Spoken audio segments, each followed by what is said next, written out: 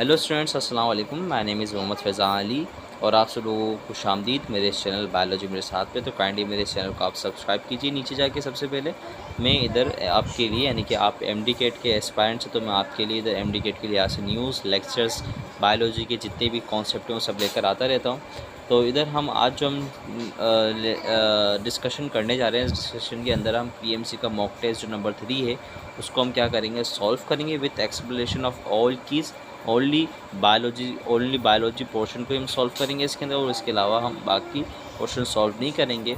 तो आज का जो हमारा मॉक टेस्ट नंबर 3 है, इससे पहले हम और भी मॉक टेस्ट अपलोड कर चुके हैं। तो आप काइंडली हमारी प्लेलिस्ट में जाके या आप हमारी प्रोफाइल पे जाके यूट्यूब की तो उधर भी चेक कर सकते हैं, आपको हमारी वीडियोस मिल जाएंगी मॉक टेस्ट के हवाले से। तो यार सबसे पहले आप सब्सक्राइब कर दीजिए मेरे इस चैनल को यार। तो आप सबसे पहले मेरे इस चैनल को सब्सक्राइब कर दीजिए। तो अब हम बढ़ते हैं हमारे एमसीक्यूज़ की तरफ, एमसीक्यूज़ के सॉल्व करने की तरफ। अच्छा, इधर बताता है कि इधर आज का जो इस मॉक टेस्ट नंबर 3 का जो पहला एमसीक्यूज़ आता है वो हमारे से पूछता है कि viral has its genome which enclosed bye protein code. यार ये तो सबको पता है, बच्चा सवाल है, आराम से सॉल्व हो जाएगा। Capsid is the correct answer. Virus are able to recognise host surface by means of their capsid spikes DNA. यानी बोला है कि जो वायरस होता है उसके पास एबिलिटी होती है, वो रिकॉग्नाइज करता है होस्ट सरफेस को, किसके थ्रू, कैप्सिड के थ्रू, डीएनए के थ्रू या आरएनए के थ्रू या स्पाइक्स के थ्रू। तो of course spike is the correct answer. तो इसका तो आपको आंसर पता चल चुका है। अब हम बढ़ते हैं हमारे एमसीक्यूज़ नंबर 3 की तरफ कि reverse transcriptase is the enzyme which use in HIV। अच्छा, ये यूज़ होता है HIV के अंदर, क्यों यूज़ होता है, इधर ये पूछना चाह रहा है। क्या वो कन्वर्जन करता है किसका, वायरल RNA का इनटू वायरल DNA, या वो कन्वर्जन करता है viral RNA into host DNA, या वो कन्वर्जन करता है viral DNA into viral RNA, या वो कन्वर्जन करता है होस्ट DNA को इनटू वायरल DNA। तो इसका जो करेक्ट आंसर है वो है हमारे पास, इसका करेक्ट आंसर वो है A is the correct answer. यानी कि रिवर्स ट्रांसक्रिप्ट क्या करता है, वो वायरल RNA को कन्वर्ट करता है वायरल DNA के अंदर। इस बात को अपने दिमाग में बिठा कर रखें। अब हम चलते हैं हमारे अगले एमसीक्यूज़ की जानिब। वो कहता है कि human amino deficiency virus is RNA envelope virus, DNA envelope virus, RNA non envelope virus, या DNA non envelope virus. Of course the HIV यानी कि अमीनो डेफिशिएंसी वायरस जो होता है वो बेसिकली क्या होता है, RNA इन्वेलप वायरस होता है। क्या होता है, RNA इन्वेलप वायरस। यानी कि MCQs 4 का ए इज़ द करेक्ट आंसर। तो हम चलते हैं हमारे अगले MCQs की जानिब। वो कहता है कि in anaerobic respiration chemiosmosis occur during. नीचे बोलता है कि एरोबिक रेस्पिरेशन के अंदर, है ना, एरोबिक रेस्पिरेशन के अंदर कीमोस्मोसिस कब होती है। ठीक है, इधर सिंपल सी बात ये पूछता है, इलेक्ट्रॉन ट्रांसपोर्ट चेन में होती है, फोटो फॉस्फोराइलेशन में होती है, ग्लाइकोलाइसिस या कप साइकिल। 4 ऑप्शन इसके इन्होंने दे दिए हैं। तो 5वें का MCQ का जो करेक्ट आंसर होता है वो होता है ATC, यानी कि इलेक्ट्रॉन ट्रांसपोर्ट चेन के अंदर आपको क्या दिखती है, एरोबिक कीमोस्मोसिस दिखती है, सॉरी हाँ, एरोबिक रेस्पिरेशन कीमोस्मोसिस दिखती है इसके अंदर आपको। तो अब चलते हैं हमारे अगले MCQ की तरफ। अगला MCQ कहता है हमारे से कि MCQ नंबर 6 वो बोलता है कि 1 ATP contain 1% of total energy of glucose. अच्छा सही है, बोल रहा है कि 1% कितनी एनर्जी, बोल रहा है कि 1% टोटल एनर्जी ऑफ ग्लूकोज एक ATP के पास होती है। सही है। In anaerobic respiration how much energy of glucose is released as ATP। बोला है कि अगर एक रिएक्शन हो जो कि एनारोबिक हो, क्या हो, एनारोबिक हो, तो उसके अंदर कितनी एनर्जी ग्लूकोज रिलीज़ करेगा। तो इधर ऑप्शन दिया हुआ है, ऑप्शन ए दिया हुआ है 1%, ऑप्शन बी जो दिया हुआ है 2%, ऑप्शन सी 36%, या ऑप्शन डी 10%, 38%।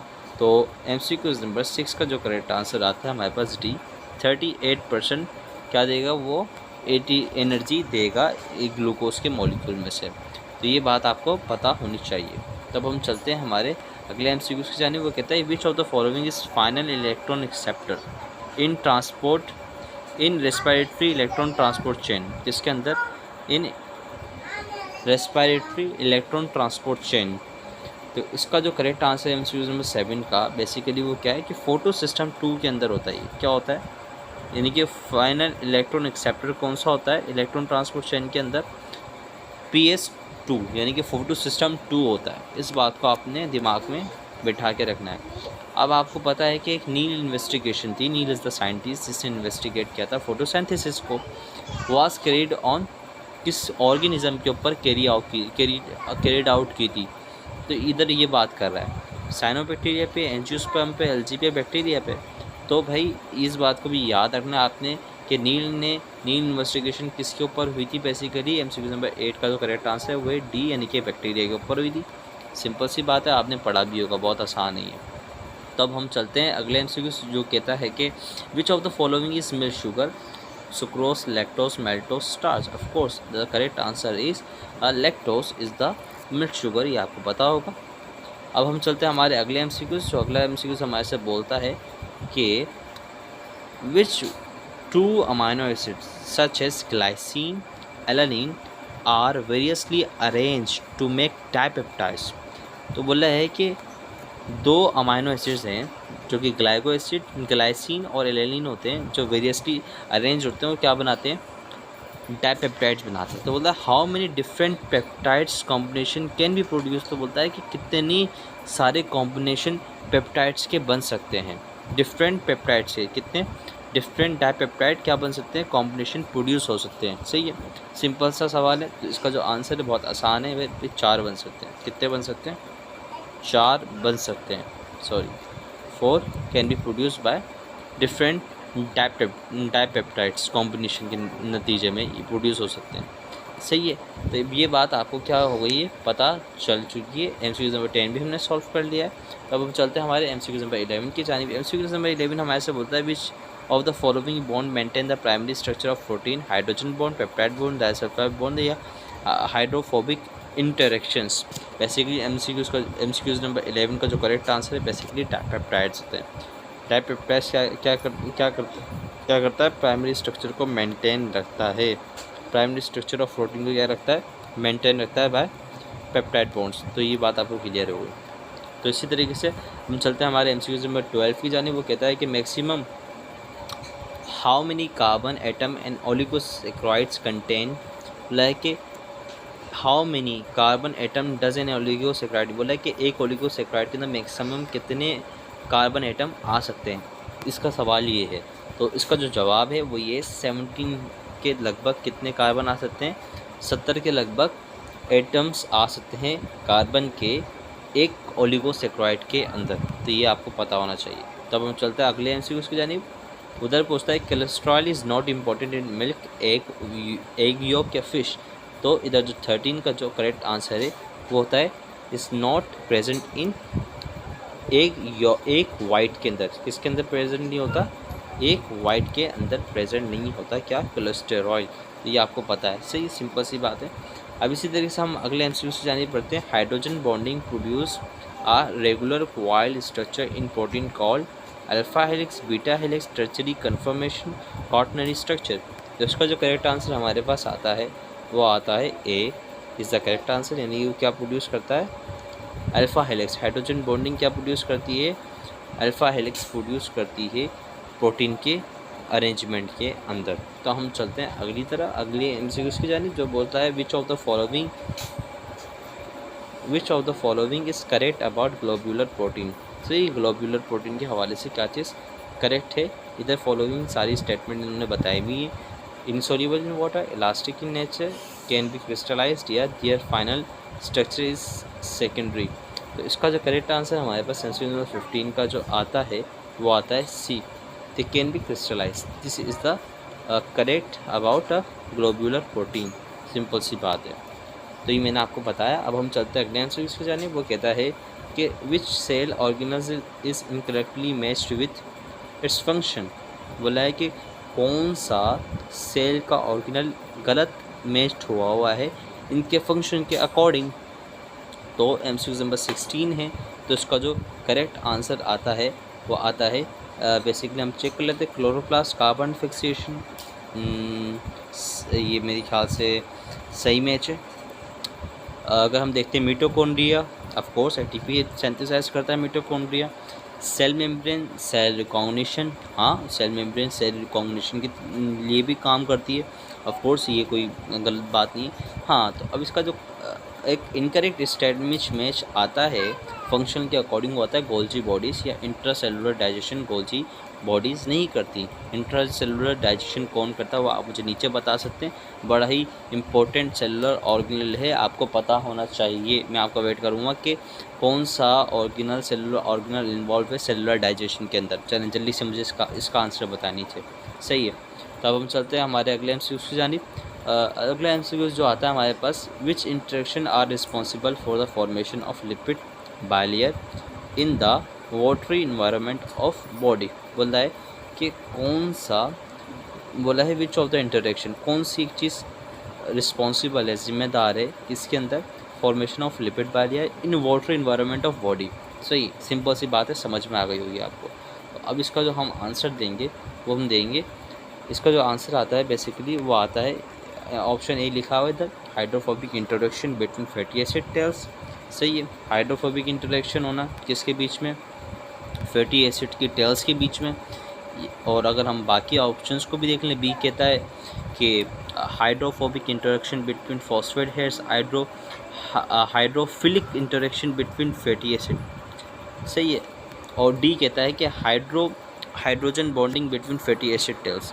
इसका जो करेक्ट आंसर हमारे पास जो आता है बेसिकली वो आता है हमारे पास 17 का ए इज़ द करेक्ट आंसर। क्या कौन सी चीज़, कौन सी इंटरेक्शन जिम्मेदार है इसके अंदर लिपिड बाइलेयर की फॉर्मेशन के अंदर एक वाटर इन्वायरमेंट के, बॉडी के वाटर इन्वायरमेंट में, तो वो जिम्मेदार है हमारी hydrophobic interaction between fatty acid, क्योंकि ये डिज़ोल्व ही नहीं हो सकती, क्योंकि वाटर रिपेलेंट होती है हमारी लिपिड बाइलेयर, इस वजह से they can easily form in our body environment जो कि वाटरी है बेसिकली। ये बात हमारी क्लियर हो चुकी है माशाल्लाह से। तब हम चलते हैं हमारे एमसीक्यूज़ नंबर 18 की तरफ। एमसीक्यूज़ नंबर 18 हमारे से मालूम करता है कि which of the following is responsible for giving firmness like box like shape to plant. यार ऑफ कोर्स इसकी सेल और वेक्यूल ही जिम्मेदार है। ये जो सवाल है रिपीट हुआ है, ये पहले भी पूछा जा चुका है मॉक टेस्ट 1 के अंदर।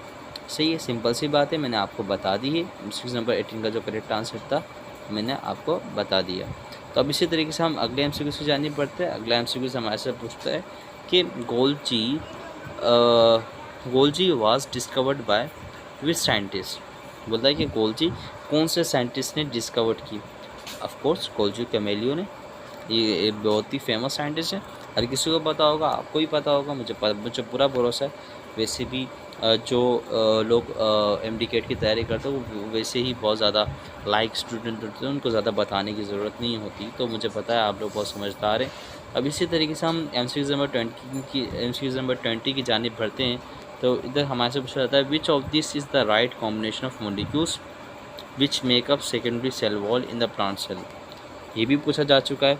तो इसका जो करेक्ट आंसर हमारे पास आता है सेलुलोस, लिग्निन, हेमीसेलुलोस। सेलुलोस, लिग्निन और हेमीसेलुलोस इसका करेक्ट आंसर होता है बेसिकली। तो ये this is the correct answer, cellulose, hemicellulose और lignin is the correct answer. ये मैंने आपको बता दिया। तो अब हम चलते हैं हमारे अगले एमसीक्यू पे जाने, जो कहता है कि which of the following system of elongated cell like structure cisternae और tube like cell membrane nuclear envelope. तो यार वो तो आपको सबको पता है, वो क्या है, एंडोप्लाज्मिक रेटिकुलम। तो ये बात भी आपको क्या हो चुकी है, क्लियर हो चुकी है। एमसीक्यू नंबर 21 का जो करेक्ट आंसर है वो एंडोप्लाज्मिक रेटिकुलम है। तो अब हम चलते हैं हमारे एमसीक्यू नंबर 20 की जानिब, जो कहता है कि which of the following can easily pass through plasma membrane. बोला है कि विच ऑफ द फॉलोइंग कौन सा इजीली चीज़, यानी फ्लूइड सोल्यूबल सब्सटेंस तो इजीली क्रॉस कर लेता है, कौन सा फैट सोल्यूबल सब्सटेंस जो भी होगा वो क्रॉस कर लिया किसको, प्लाज्मा मेम्ब्रेन को। ये बात भी आपकी क्या हो चुकी है, क्लियर हो चुकी है फर्स्ट क्लास तरीके से। तो हम चलते हैं हमारे अगले एमसीक्यूज़ की तरफ, जो कि हमारे से पूछता है कि एंडेमिक गॉइटर, अब गॉइटर का सवाल इधर आ गया, सही है। Endemic goitre relates to which altered function, ये कौन से बिगड़े हुए फंक्शन को रिलेट करता है। अल्टर्ड फंक्शन से मुराद एक चेंज हुआ फंक्शन जो बेसिकली नॉर्मल नहीं है। तो एंडेमिक गॉइटर से क्या मुराद, तो इधर बताएगा ये कि 23 का जो करेक्ट आंसर मैं आपको बताने जा रहा हूँ, इसका जो करेक्ट जो फंक्शन है वो ये है कि इसमें क्या होता है, डिक्रीज होता है क्या, थायराइड का फंक्शन। ये किसका अल्टर्ड फंक्शन हो जाता है, यानी कि देख रहे हैं ना, थायराइड का फंक्शन क्या हो रहा है, डिक्रीज, जो कि नॉर्मल नहीं है, इट्स एक्सेप्शनली डिफरेंट। इस वजह से एंडेमिक गॉइटर किसको रिप्रेजेंट करता है, अल्टर्ड फंक्शन कौन सा होता है इसमें, डिक्रीज थायराइड, यानी कि थायराइड का जो फंक्शन होता है डिक्रीज हो जाता है, अपनी सिक्रेशन डिक्रीज कर देती है थायराइड। तो अब हम चलते हैं MCQ नंबर 24 की तरफ। How many hormone does islets of Langerhans secrete, बोलता है कि हाउ मैनी हार्मोन्स, कितने, how many hormones does islets of Langerhans secrets, 1, 2, 3 या 4। तो 24 का जो करेक्ट आंसर है वो 2। Insulin and glucagon is both are the hormone which are secrets by islets of Langerhans. तो ये मैंने आपको हार्मोन्स भी बता दिए। तो हम चलते हैं MCQ नंबर 25 पे। MCQ नंबर 25 बोलता है the interior part of cerebral hemisphere located in the cerebrum is classified as ganglion bulb, axon bulb, dendroids या ऑल्फैक्टरी बल्ब्स। तो MCQ नंबर 25 का जो करेक्ट आंसर आता है वो आता है हमारे पास ऑल्फैक्टरी बल्ब। तो अब हम चलते हैं हमारे MCQ नंबर 26 की तरफ। वो बोलता है कि grave disease is produce due to which of the following, under secretion of thyroxine, under secretion of corticosteroid, ठीक है, या ओवर प्रोडक्शन ऑफ कॉर्टिकोस्टेरॉइड या ओवर प्रोडक्शन ऑफ थायरोसिन। इसका जो करेक्ट आंसर है, आपको पता है, वीडियो पॉज करो, इसका आंसर दो, वरना मैं बता देता हूँ। इसका जो करेक्ट आंसर है वो ये कि ओवर प्रोडक्शन ऑफ थायरोक्सिन, इसकी वजह से क्या होता है, आपको बेसिकली ग्रेव डिजीज़ कॉज हो जाती है, क्या ओवर प्रोडक्शन है ना किसकी, थायरोक्सिन की। तो ये बात आपको क्लियर हो रही है, मुझे यकीन है। तो अब चलते हैं हमारे अगले MCQ की तरफ। अगला MCQ हमारे से पूछता है which of the following is second largest part of brain, cerebellum, cerebrum या, इसका जो करेक्ट आंसर है हमारे पास वो आपको पता होगा। अगर आपको पता है नीचे जल्दी बताएं, मैं आपको वेट करूँगा, या हाइपोथैलेमस या थैलेमस। तो इसका जो करेक्ट आंसर हमारे पास MCQ नंबर 28 का जो हमारे पास आंसर आता है वो सेरिबेलम आता है। Cerebellum is the correct answer which is the largest part of our brain. तो अब चलते हैं हमारे 29th MCQ पे। वो हमारे से पूछता है कि which of following is true about cnidarians, they are deuterostomic animals, they are diploblastic animal, they are prostomous animal, they are diploblastic animal। तो इसका जो करेक्ट आंसर है हमारे पास ये है A is the correct answer, sorry A is not correct answer, मेरे ख्याल से मिस्टेक है। इसका जो करेक्ट आंसर है हमारे पास वो है डिप्लोब्लास्टिक एनिमल, डी, सही है, नाइडेरियन आर डिप्लोब्लास्टिक एनिमल्स। अब हम बढ़ते हैं हमारे अगले MCQs की जानिब, जो कि MCQs नंबर है हमारे पास 30 यानी कि 30। Which of the following animal phyla is includes in series of deuterostomia, कौन से एनिमल के फाइला हैं जो इंक्लूड है अपने सीरीज ऑफ ड्यूट्रोस्टोमिया की वजह से। तो उसमें का जो करेक्ट आंसर है 30 का वो है हमारे पास कोडेटा, कोडेटा is the correct answer.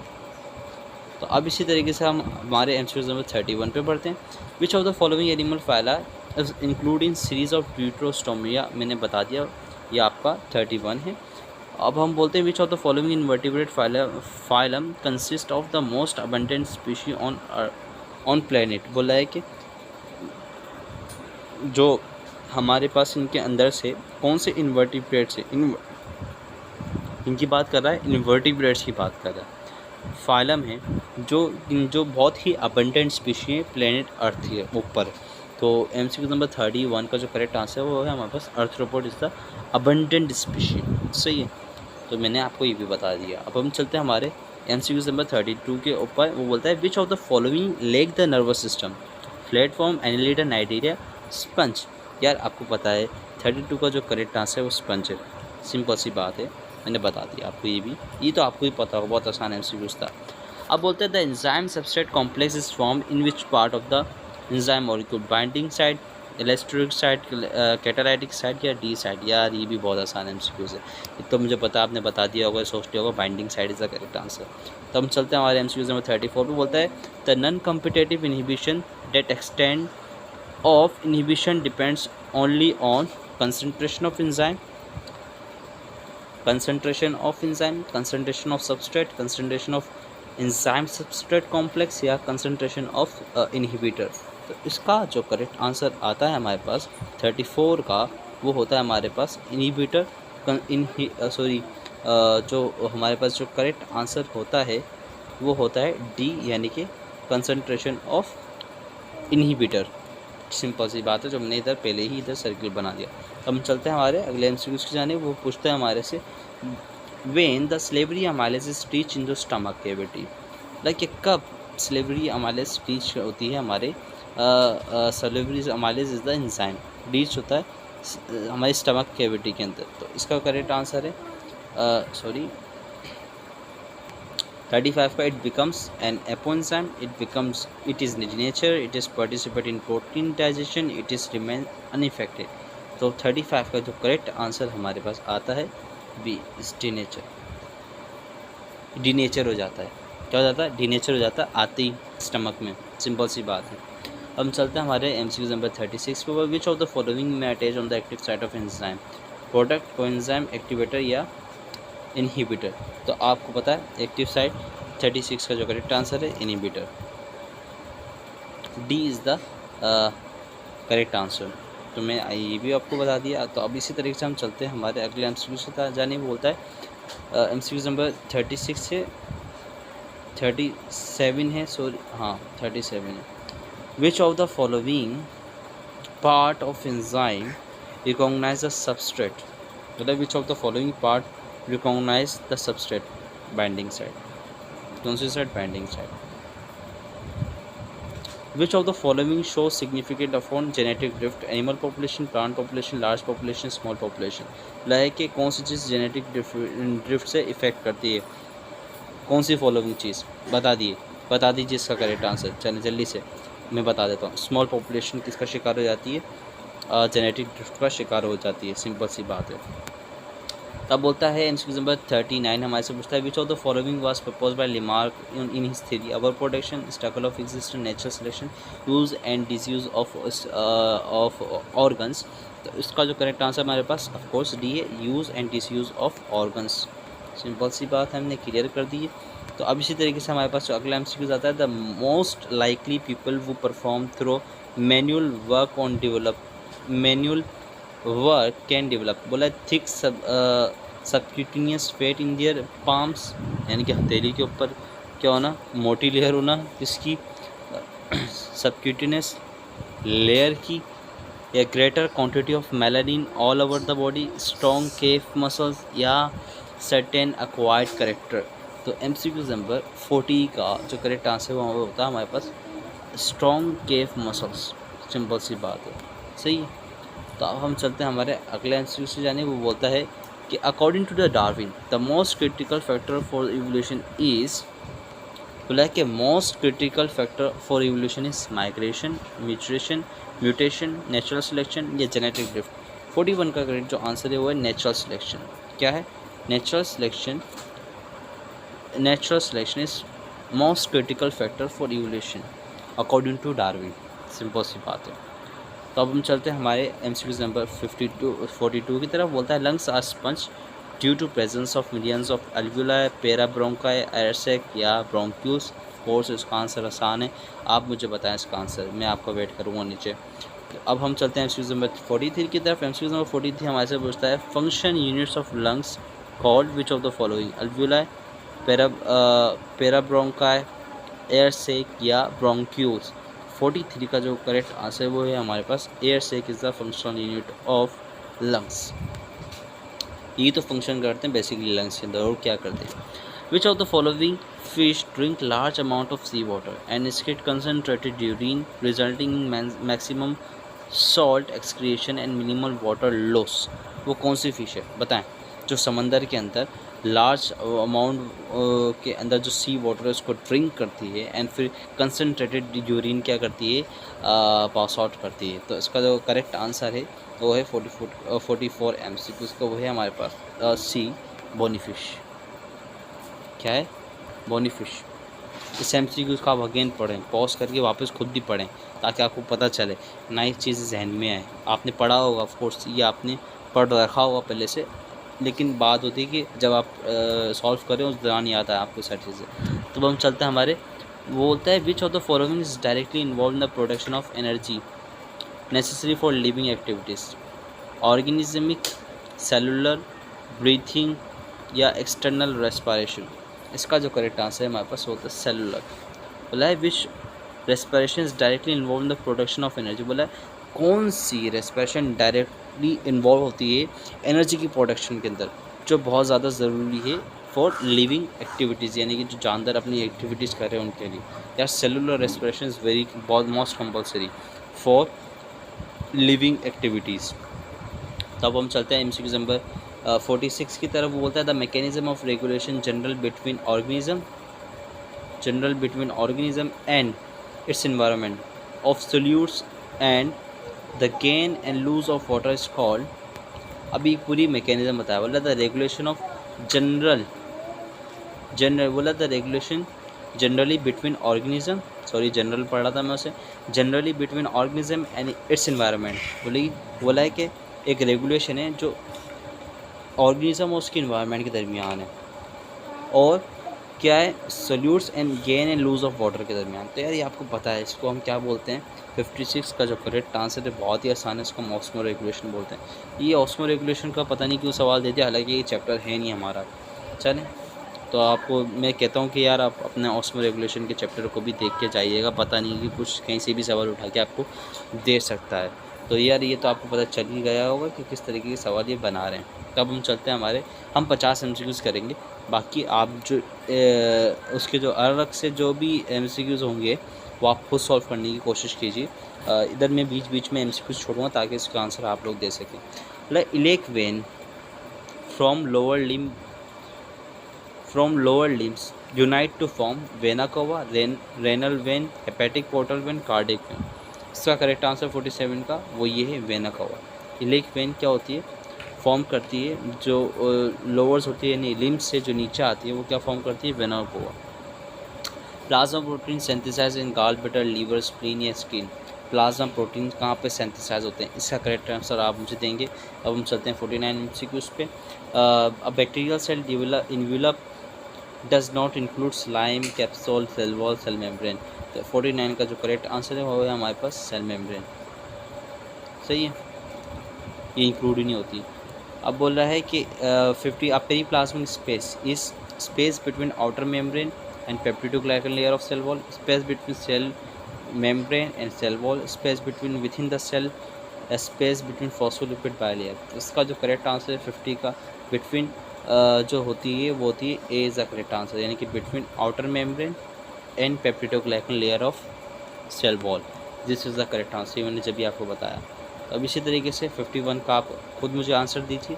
Which of the following bacteria are called recyclers of nature? Pathogenic bacteria, parasitic bacteria, या 51 का जो करेक्ट आंसर हमारे पास आता है या फोटोसिंथेटिक बैक्टीरिया या saprotrophic bacteria.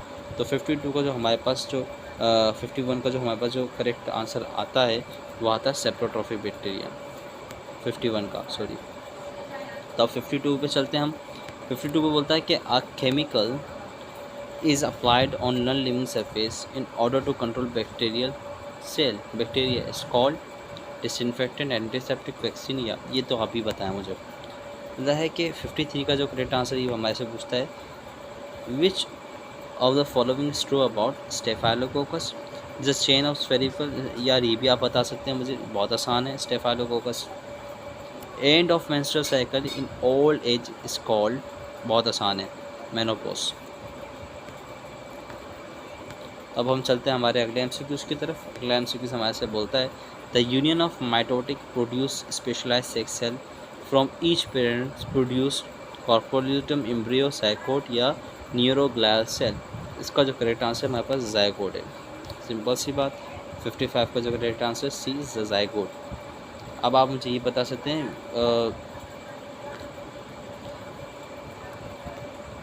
Which of the following is number of chromosome in human zygote 2n। Simple सी बात, ये भी मैंने आपको सॉल्व कर दी। तो बाकी जो 57 का ये आंसर आप मुझे खुद दीजिए। In reproduction semen refers to which of the following fluid and sperm, blood cell and plasma, blood and sperm and egg sperm. तो उसका करेक्ट आंसर आप मुझे दे सकते हैं।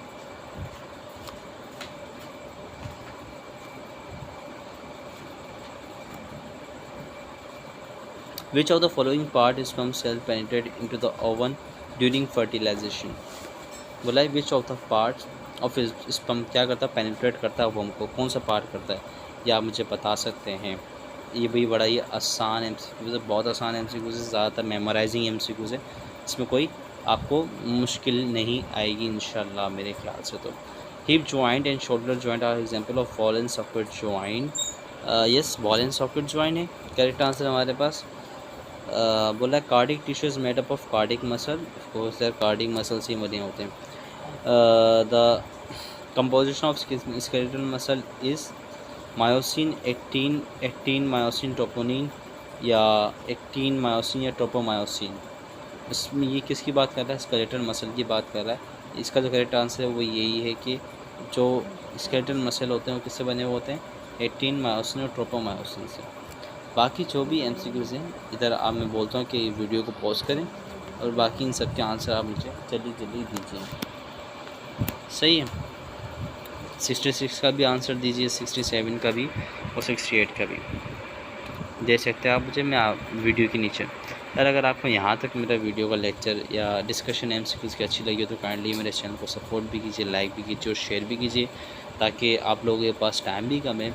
इंशाल्लाह आप सब लोगों जिन लोगों ने जितनी ज़्यादा मेहनत की होगी उनको उनका फल ज़रूर मिलेगा। और हम मिलते हैं आने वाले कुछ अच्छे से डिस्कशन के साथ और लेक्चर्स के साथ, बायोलॉजी के बहुत सारे कॉन्सेप्ट जो हमें क्लियर करना ज़रूरी है उनके साथ। तब तक के लिए मुझे दीजिए इजाज़त। अल्लाह हाफ़िज़।